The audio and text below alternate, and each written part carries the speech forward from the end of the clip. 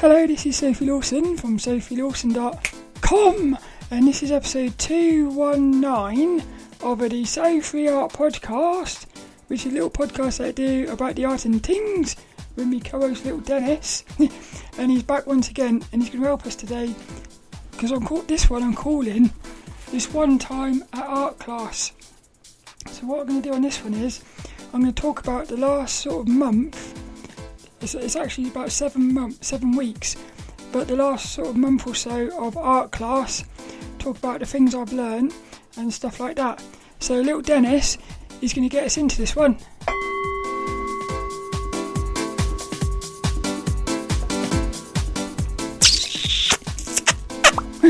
Little Kitty and Dennis have had their kitty kisses.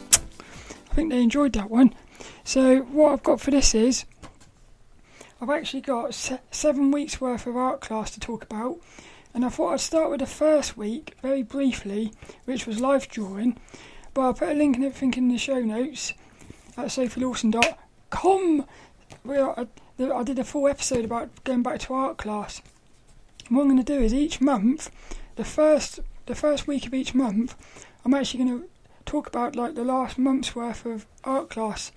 So this one I've actually got, there's 4 life drawing sessions to talk about, 1 still life, 1 portrait session, which actually turned into a life drawing session, and also there's like a creative one where you were given a sort of a subject, and everybody had to come up with their own idea. So for this one, the creative one for this month was the Jubilee, the thingy-majig with the Queen. The thing is, I don't really like the Queen, so that one is going to be very interesting to talk about. But what I thought I'd do is, if you're watching on YouTube at youtube.com/Sophie Lawson, you'll be able to see the things I did, my drawings and that. But I started out with life drawing, and it was actually a male model. Now, what was so fascinating about this was, I don't really normally draw males, but I found myself really enjoying it was a challenge. There was a lot of similarities actually between the male and the female, like the body, but I really enjoyed drawing a male, which I didn't think I would. So this is going to come up later, I think. I feel like what I'm learning is, it's actually really valuable to draw things that you maybe don't want to draw, or that you think you don't want to draw, because I think you actually sometimes learn the most from that. So that was the first week. The first week was life drawing, and I'm so glad it was, because for me, love drawing. Life drawing is love drawing. I love life drawing. It's just brilliant. I could do life drawing all day, every day, especially the quick ones. They're the most fun. But so the next one, which was the 4th of May, so this was actually a still life. Now this is another example of where, when I got in there and they'd set the still life up, I thought to myself, this is a bit boring. Because what they did was they had 3 jugs, a big like green glass sort of canister type thing, a creamy coloured vase, as if it would have flowers in it, and like a little brown glass, almost like a whiskey bottle or something. And this was just plonked on the table. Now, when I first saw it, I thought, I'm not going to enjoy this. When I got into it, I loved it. What I especially loved about it was the trying to sort of capture the shadows and stuff. But what I really liked was all the shapes going on. So I had a newfound appreciation for like shapes doing this one, and it was especially like the shapes between like the handles and things, and also the shapes like the negative space between the objects. I really enjoyed that. So I put quite a lot of time into the glass bottles and things, but then what I did, which I sort of regret a little bit, we only had about 5 minutes left, and I quickly sort of tried to put some colour into the like the cloth that the glasses were on, and I didn't have enough time, so it looks a little bit rushed. So I think really I would have preferred to have left that as pencils. But like, you live and learn, I suppose. But that was one of those moments where it was like, like I finished that session actually sort of really thinking to myself, I'm so glad I'd done that. And the other thing that was interesting was, once I got started with it, it was like, it was one of those when the time just sort of speeded up and like vanished. You lost track of time basically. My favourite thing about it though is was like capturing the reflective light and stuff, because that's the thing. The really good thing about these glass, because each jug had a different texture, you were seeing a lot of sort of like shadow shapes, and I found it really cool. So that was a still life. The next week, which was the 11th of May, we actually had a model called Marina. She was a female, so I think we've actually had 3 males and 2 females. So I'm liking this because in the old days, back in the old days, it used to be like about 99% females. So they've actually started to sort of bring in a nice balance of male and female models, which at first if you had said that before the art classes started, I probably would have thought, but I'm really happy now because, again, last night we had another male model, and his face was brilliant. He had like a real, like, chiselled face, like sort of like an action man or something. And again, it was fascinating to see how the shadow shapes, fell across his face, because it's definitely different between the males and the females.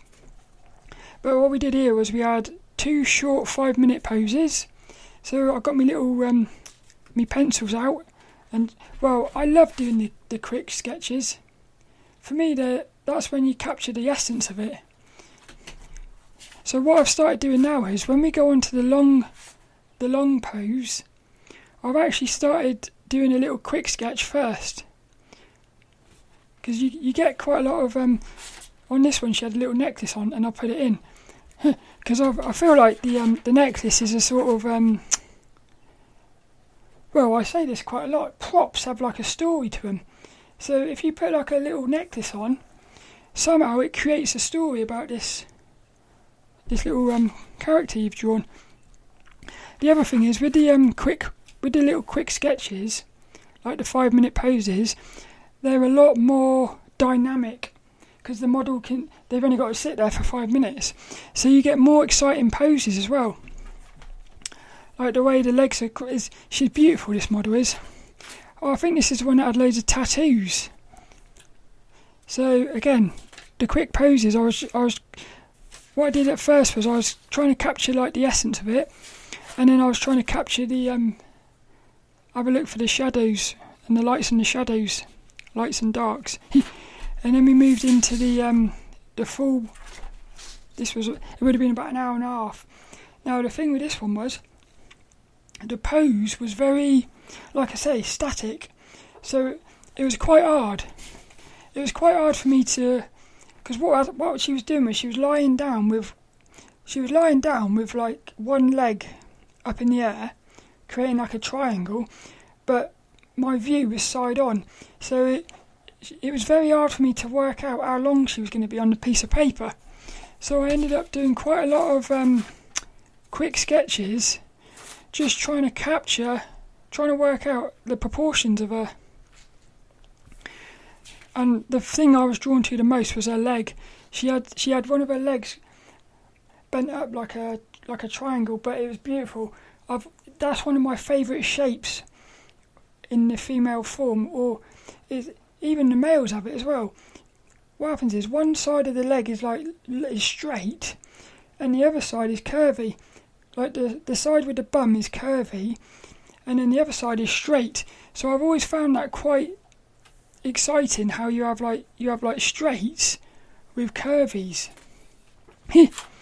And then this was the final one. So she actually, what I did with her was, I captured her tattoos, and this is something I've started doing because I like it. It's cool. What I'll do is I'll do the life drawing in pencils, and then at the end I'll go over the like the contour lines, the outside lines, I go over that with a fine liner because I like the look of it. And also the fun bit was putting her tattoos in, but you had to wait until the end. So what happened was, while I was doing this one, the whole time I was sort of thinking, I can't wait to the end when I put these tattoos in. it reminds me of portrait drawing, realistic pencil drawings. Like the hair is always the last bit I do. So, and that's my favourite thing as well. So, like when I'm doing the portrait, I'm very often thinking, I can't wait to do the hair. So that was here as well. Now, I didn't do a face, and this is something I've become aware of, is I would say I am scared to do faces, because what happens is, every time I try to do a face at life drawing class, very often it won't look very good. And I feel like it takes away from the whole thing. So, for me, for life drawing, I'm more interested in the actual overall feeling of the pose, not the face. But what's interesting is, I think the next one we did was actually, the next one was portrait. So on the 18th of May, we did portrait drawing. Now, what I did here was, I decided to not do portraits, and instead I turned it into a clothed life drawing. Now, I was listening to SVS Learn last week, and they were talking about how they think going to life drawing class isn't that important, because what they were saying was, it's more important to what they did was they created a life drawing class where they had the models wearing clothes, so they would draw the model with the clothes on, and then they would concentrate on the fabric, see how the fabric is folding around the model's body, and then they would actually turn that into characters. So they had like a focus to their life drawing, which was they were studying the female and the male form with clothes on, so that they could actually turn it into characters. But they said, if you're just going to life drawing and all you're doing is life drawing, they didn't think it was that important. But for me personally, I love it. But I can see what they're saying, in that it probably is better to have a goal in mind, which is what I've started doing. Because what I've started doing now is I'm starting to, let's say I'm looking at the pose and I'm struggling with the foot or something. What I've started doing now is I've actually started drawing, focusing on just the foot to try and sort of get an understanding of the foot. And last night I also started drawing little faces. But this one, so what I did here was the model was posing for the portrait, but I just got the whole body, and then I did a little sketch with watercolours. Now, I think this is the one when I turned it, I'm not sure. One of them I turned into a little SOPHiE. I think was it this one? No, it wasn't. It must have been the next one. So what I did was I did one of these with her clothes on with watercolour, and she actually, the model, when she walked around during the break, she actually said she liked the colour combination. She liked the way I picked those colours, which is quite cool. Now, the next one, what I did was I did it again, but with pencils, and I did actually push myself out of my comfort zone by trying to do the face, which is quite scary, but I'm actually quite pleased with the way it turned out, because I sort of managed to capture her, and I feel like the face I did, it doesn't distract from the pose either. So that's quite nice. Also, when I was doing, I feel like they should do more life drawing with clothes on, because it is true that when they've got clothes on, you can really see I find it interesting how the clothes react and fold around, and it's almost like the clothes are they become like a character in themselves. So I was focusing on all the ziggies, ziggy zags and all the little folds. Like I said, I find it cool. So I actually think I wouldn't mind it if they did more clothed life drawing sessions. I think that'd be quite cool. But I really enjoyed that one. And then the next week, this was interesting. 25th of May, I think what happened was somebody was supposed to turn up, but they didn't turn up. So what happened was one of the blokes who runs the art class, he brought his son in to pose. So his son was sitting posing, and he did one long 2-hour pose. So what I did was I did a load of little quick ones. Now what was brilliant about this was, when you walked around and saw everybody's drawings during the break, it was amazing how everyone had sort of really captured this because he wasn't a boy, he wasn't a man, he was in that in-between state, and it was amazing how everyone was capturing his sort of youthfulness. I feel like this one had some of the most sort of beautiful drawings. They were all sort of very gentle. So again, I feel like what happens is when you're drawing people, you are actually somehow you're bringing like the essence of the person into the drawing. It's beautiful. What I liked about this guy was his hair.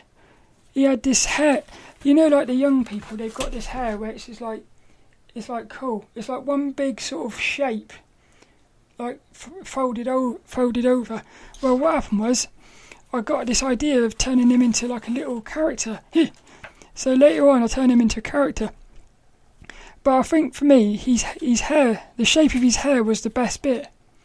I thought it was cool. So I did one with me Strathlemar's magic pencil, like playing around. I did another quick sketch with some of my brush pens. Again, I loved his hair. And I like doing his trainers and stuff as well. And then I did another one which was I did it with pencils.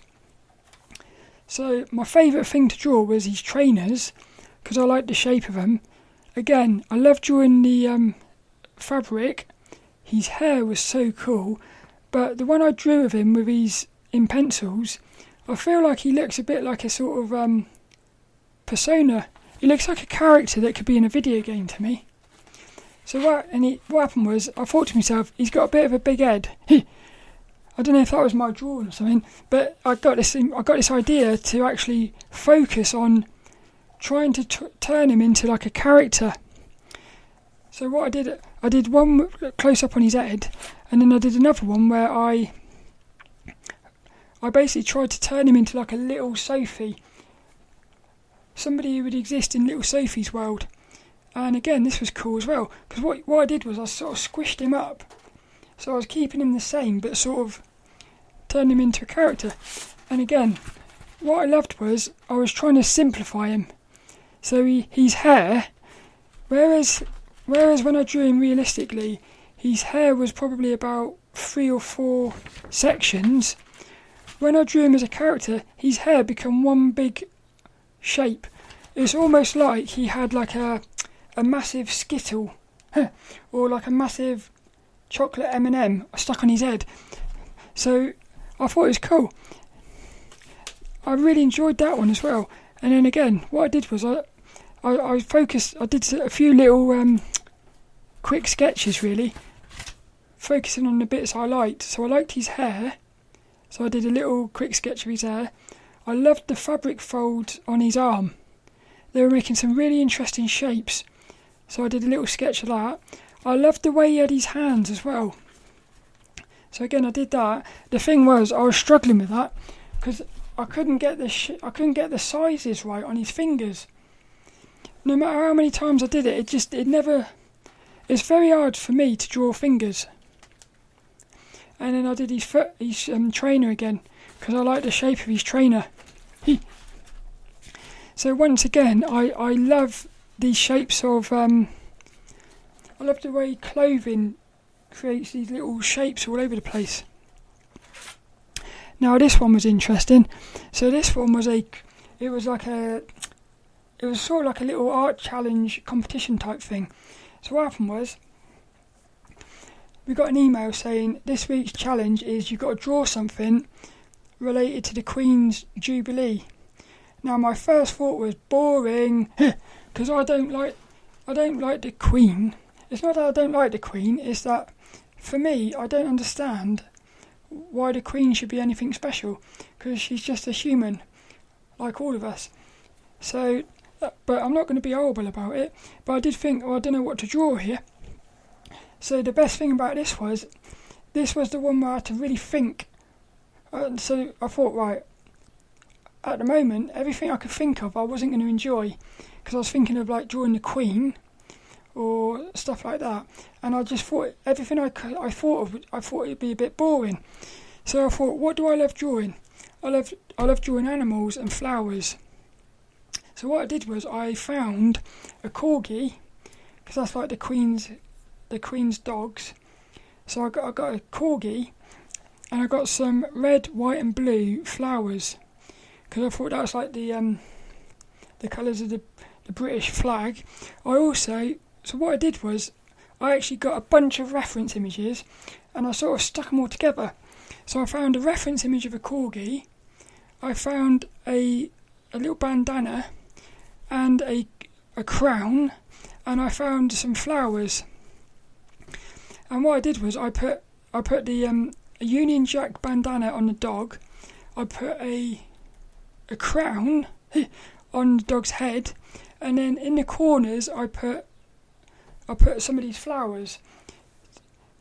So it's nothing special, but I like the fact it's quite minimalistic, and I actually really enjoyed this one. So what I like about this is it shows that you can actually find fun in things that you maybe won't enjoy. In other words, the subject matter, I really do think the subject matter is important, because if you're not enjoying what you're drawing, it will show. So what I'm thinking is, even if you've got a subject matter which you don't really like, I feel like there is a way to actually turn it into something that you can enjoy.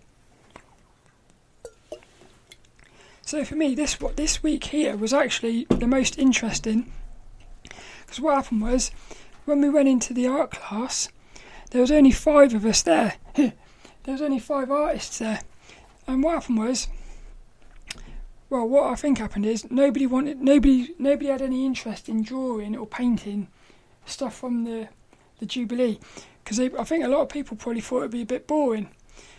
So I think what they should have done was they should have thought to themselves, how can I make this fun? So I feel like they missed out there, because I had a lot of fun with this one. So what I did was I did the corgi with like sort of scribbly inks, and then I put some watercolours on it.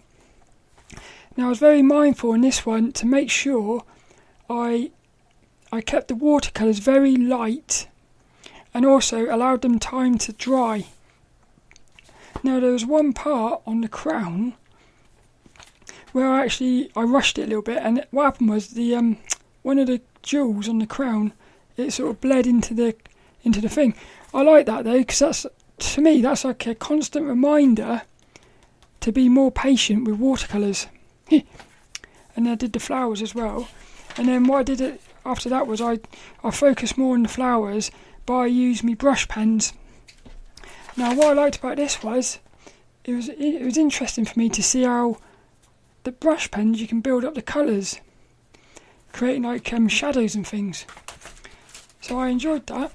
And then the good thing about that is it was actually a competition to see who would.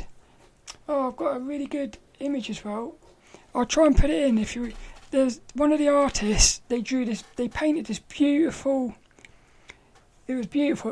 It was like a scene of like the Queen's Guards or something on horses coming down here, and you had like loads of British flags, and it was one of those things which was beautiful. Like it had a lot of motion in it. So what that also did to me was I thought, well, this is interesting, because I'm not really interested in the Queen, I'm not really interested in like the British flags and all that stuff, but this painting actually speaks to me. So I feel like what happened was there must have been like some sort of emotion inside of the painting, which was actually somehow connecting with me, like almost like you were seeing through the subject matter and feeling the painting, which I thought I liked that. But the other thing was, it was a competition, but because only 5 of us were there, well, because you could have won a box of chocolates. So what happened was, at the end, we all got to share the chocolates, which was nice. So again, another nice thing about that is, it was sort of a friendly competition, but there was a little bit inside of me that really wanted to win. So I can't help that, but it was nice. It was. And then last night we had another life drawing class with a male. Now this one here, he was brilliant. He looked like an action man. That's the best way to say it. He looked like an action man, and he had really nice hair as well. So we did 2 quick poses. What I liked about the quick poses was, again, it was the way they are very dynamic shapes and poses. But I instantly realised that this guy's got a beautiful face, because he had a very sort of he had like an action man face, and he had a beard, and his hair was like it was like curled up. He looked like a movie star. He did, and he had a big body as well. So he was very cool. So the first thing, this was interesting. So this one here, he was lying down on a mattress, and he had his foot right up in front of him. But the foreshortening was so, everybody was struggling with this. When I went round at the end looking at everyone's paintings and drawings, everyone was saying they've made the leg too long. And one of them even wrote on he'd done his drawing, and he wrote on the side of it half the size. In other words, the size that he had drawn, one of the legs, was actually twice as big as it should have been. And that's the thing, the foreshortening is so weird, because your mind, it's like the mind, what happens is you're not drawing what you're seeing. The mind is getting involved, and it's saying, right, this is a leg. Legs are long. So even though what you're looking at, it's a foreshortened leg, so it's very short, what happens is the mind, if the mind gets involved, it will start making that leg longer. So this stuff like that really shows you how, like, the mind is actually controlling a lot of things subconsciously. This is why it would be best to draw them upside down, but you can't turn a model upside down. But there must be a way actually to get like mirrors. Maybe you could get a mirror, 2 mirrors, and sort of somehow view the model upside down or something. Because then the mind won't get involved. The best thing about this for me was his foot. You could see the bottom of his foot and all these little toes. So I was actually interested in like how the toes looked like little snails or something. It was cool. It was. Yeah, his toes looked like little sort of, I don't know. It's all like you felt like you wanted to tickle him or something. It was quite weird. And then his other foot, I really struggled with his other foot because you could only see 3 toes. But again, my mind was trying to make the foot the size of, as if it's got 5 toes. So I spent probably about 10 minutes trying to do that, erasing it and stuff. Now what I did was, when it got to half time and we were walking around, I realised that once again I'd been too scared to do his face. So I said to myself, right, when I sit down, what I'm going to do is I'm going to focus on just drawing his face, even if it's rubbish. Because that's the thing, they all say you've got to basically get through like thousands of crap drawings until you get to the good ones. But it's very hard to, especially at life drawing, it's very hard to be there drawing faces or something and knowing that they're not very good. But there is a sort of you do get a bit. I do find that once I allow myself to do it, it's a lot easier. So again, I feel like it's the mind thing. So what I did was I did a page of faces. Now I was in love with the shadows on his face, because the lighting, as the night went on, the lighting was getting more and more dramatic, and it was really showing the shape of his face. It was brilliant. But what's interesting to me is I did 5 little faces, and they all look completely different. So that shows that I'm not very good at drawing these faces at the minute, because really they should all look the same. But I find it really hard. I find it hard to sort of get the proportions of the face right. Now, so what happened for me was, because what was happening was the lighting was getting so amazing, I was noticing that his whole body was getting like was just getting these amazing shapes forming over his form, and especially underneath his chin, there was like this it was like a zigzaggy shape going on underneath his chin. So I started thinking to myself, what I'm going to do is I'll get one of my black felt tip pens out, and I'm actually going to just draw him. I'm going to just draw the actual shadow shapes. So I did his foot, I did his whole body, and then I did some more of his face. But what I did as well was I said to myself, let's see what would he look like if I said to myself, I'm going to try and draw everything as one line. This was interesting. So in other words, instead of drawing like his leg as like a couple of lines like it would be, I thought I'm going to draw it as one line. So he became very boxy. But the interesting thing is, you can still sort of see him in it, which is interesting. But I think what this highlights to me is just how sort of different art classes. Each week has been completely different. So you've got like you've got different models, you've got different genders of the models, you've got different things that you're drawing, models, vases, things from your imagination. I'm also using different mediums. I'm really forcing myself to use different art tools, because in the old days I spent most of my time with pencils, and I thought to myself, like watercolours, I haven't done much watercolours in my life so far, and I love the effect of watercolours, because I feel like it's got a nice gentleness to it. And also I feel like watercolours is the best one for sort of having a relationship with the paint, because what's happening is you're putting the paint down and you're sort of controlling where the paint goes, but the paint decides where it's gonna end up.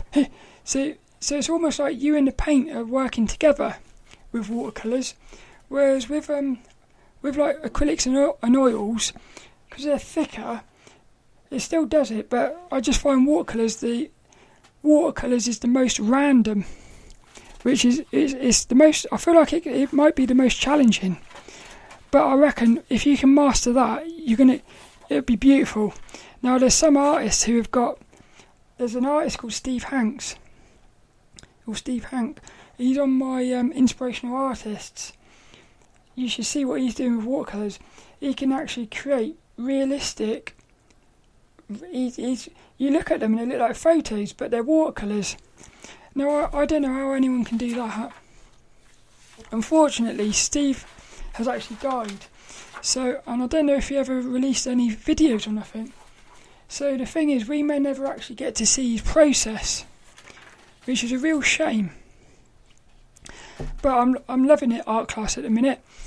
I'm loving the fact that we're getting all this different diversity and stuff. Now the other thing is, there's two parts to art class for me. One part is the drawing bit of it. The other part is the social, sort of like the social, I would say social anxiety.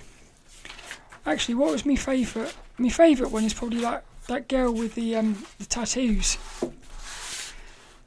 Only because I just think she was like one of these. You know, you meet some people and when you look at them, you think, oh, I could imagine you in like a comic book or something, or they're like a character. So the actual person is like a character. So that's what I liked about her. But the other thing about art class is the social side of it as well. So I feel like I'm getting better at that, but I still have these moments where I'll get a bit anxious. So the one thing is I'm starting to talk to people a lot more, and I'm also getting a lot better at talking to people in front of other people. Now that was something I'd always, because it's a lot easier for me to talk to one person one-to-one. But if I'm talking to somebody and there's a group of people, in the old days I would have got a lot anxious about that. What I've started doing is I've started just focusing on what the person's saying. So again, a bit like a mind thing. The mind would make me start thinking people are listening to you, or it would say, are people looking at me or something. What I do now is I just listen to what the person's saying, almost as if, instead of putting my attention on the mind, trying to sort of distract me, I'm just focusing on the conversation. So that's nice. What else is it? Oh, there's a few moments of sort of, like last night, I've noticed one of the things I struggle with is saying bye. So when it's time to go, if I've got my bag packed and everything, I find it a bit hard for some reason to just say bye. So I think what it is actually a fear. I think it goes back to that fear of rejection thing. So I feel like, what if I say bye and nobody says anything? So again, what I've got to do is I've got to say, it doesn't matter if anyone says bye to me. All I've got to do is say bye to everyone else. So as long as I say bye, that's what it matters. But like sometimes, well, what I've been doing is I've been going around to every person in the room saying bye individually. But I would much prefer if I could just say out loud, bye. Because like some people do that. Some people just, you see them sort of quietly sneak off. And so I do feel like maybe I'm just thinking about it too much. Maybe there is nothing wrong with just packing your bags, getting up and going. Again, maybe I do think a lot of it is mental stuff, but I'm getting a lot better at being aware of what's happening here, which I'm enjoying that. So that's basically it, really. And that's one of the main things I love about art class. Is it's like a beautiful way to sort of improve your drawing and improve your social skills, which is nice. And the other thing that's fun is, next month in July, we actually start up our what's it called? Like plein air sketching or painting, like when you go outside painting. So what happens is the art class every Saturday morning for about 10 weeks, we'll go to different locations around Plymouth, painting like the trees and things. So I love this. So what it means is there's going to be more art again. So it's going to be nice, it is. So you're going to have, each week you'll have art class inside, and then you'll have your sketching outside as well. So that's going to be nice. And again, what's beautiful about art is it's really nice at helping you with other things. So art class helps you with social skills. Sketching outside, you're improving your art skills, you're improving your social skills because you're with other people, other artists, but you're also you're getting out in nature, that's always healing. So it's almost like art is just really cool at making it. For me, art is like the best form of healing. I just find it, I think it's beautiful. So that's it for this one. I hope you enjoyed that. Doing, lilDENNiS has said it's game over. I'm going to do these each week. Oh, and there's another thing as well. I've got in my head a structure for this podcast. So this is what it is at the minute. First week will be talking about art class. Then I'm going to have one week a month will be an article. And I'm actually going to finish this Art Fundamentals Theory and Practice article. Hopefully that's going to be next week. And then I also want a walk and talk and an interview with a guest, which is going to be cool. So what I'm thinking is, these walk and talks, what I'd really like to do is actually answer questions. So if you've got any questions, it could be anything. It could be questions about spiritual things. It could be questions about art things. It could be questions about personal stuff.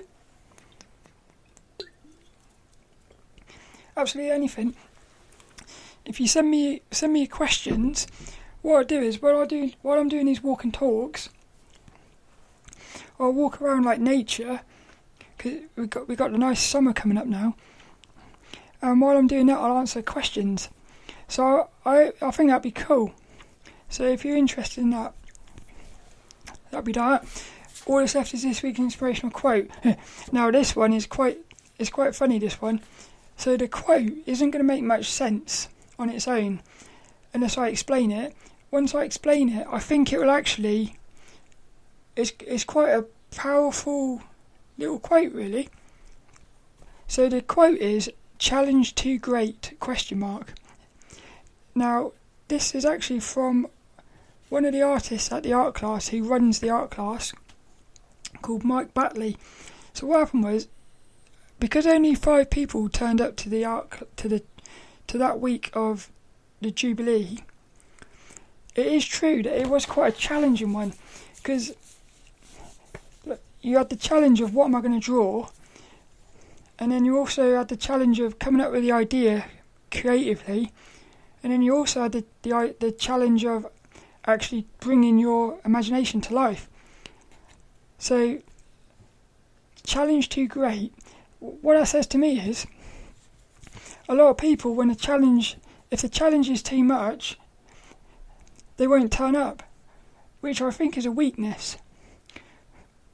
But see, the thing is, because there was a little part of me that thought, should I not go to this one?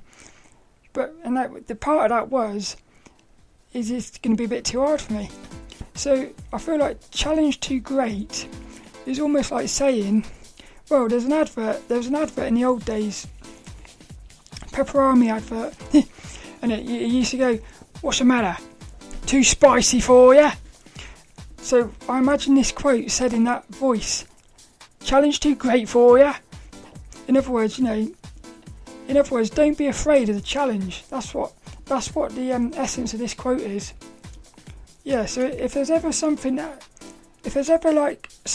which you think, oh, that's going to be a bit hard, and you're going to not do it, try to remember. I'm going to try and remember this. Challenge too great, because the thing about it for me is, I ended up with one of my favourite weeks. I created one of my favourite things so far. So it's almost like by embracing the challenge, I sort of got rewarded. So this week's inspirational quote: "Challenge too great." Battley.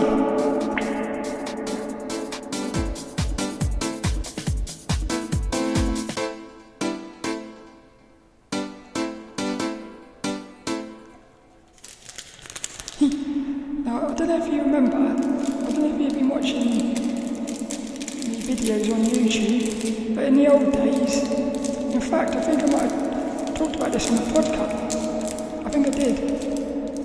But I used to, when I used to do my like big 8-hour drawing sessions, I'd always eat Cadbury's Twirls. Now what I'd do is I would end up eating Cadbury's Twirl every single day. So it did get a bit out of hand. But what happened is, Cadbury's Twirl is my favourite chocolate.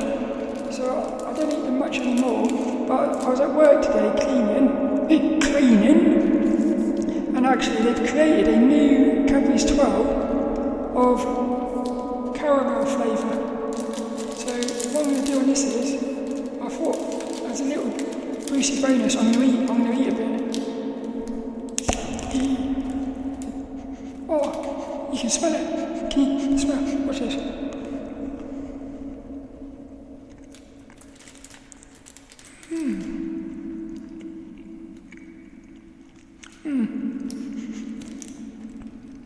I feel like it smells better than it tastes. It really smells of caramel. It tastes like a normal twirl, which is still amazing. There's something about the twirl, I don't know what it is, but well, for me, one of the best chocolates is the flake, Cadbury's flake.